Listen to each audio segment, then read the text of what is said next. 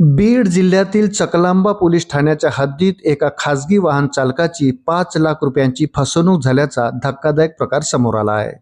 शेतात सोन्याचा हंडा सापडल्याचे सांगून एकाने वाहन चालकाला बनावट सोन्याची नाणी विकल्याचे उघड झाले आहे। या प्रकरणी पोलीस आता फरार आरोपीचा शोध घेत आहे।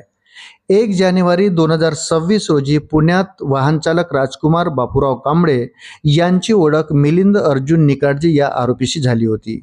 पुढे काही दिवसांनी आरोपीने कांबळे यांना फोन करून आपल्या शेतात सोन्याचा हंडा सापडल्याची बतावणी केली। विश्वास बसण्यासाठी 16 एप्रिल रोजी त्याने कांबळे यांना बीडमधील मालेगाव येथे बोलावून एक नाणे सॅम्पल म्हणून दिले। ते नाणे सराफाकडून तपासून घेतल्यावर खरे असल्याचे सिद्ध झाले। यामुळे कांबळे यांचा आरोपीवर पूर्ण विश्वास बसला। या विश्वासाचा फायदा घेत 19 मे 2026 रोजी कांबळे यांनी आरोपीला 5 लाख रुपयाची रोख रक्कम देऊन 1000 नाण्यांची पिशवी घेतली। मात्र उदगीरला पोहोचल्यावर सराफाकडून तपासणी केली असता ती सर्व नाणी बनावट असल्याचे समोर आले। आपली मोठी फसवणूक झाल्याचे लक्षात येताच कांबळे यांच्या पायाखालची जमीनच सरकली। कांबळे यांनी पैसे परत मिळवण्यासाठी आरोपीच्या गावी जाऊन वारंवार मागणी केली, परंतु आरोपी मिलिंद निकाडजे तिथून पसार झाला।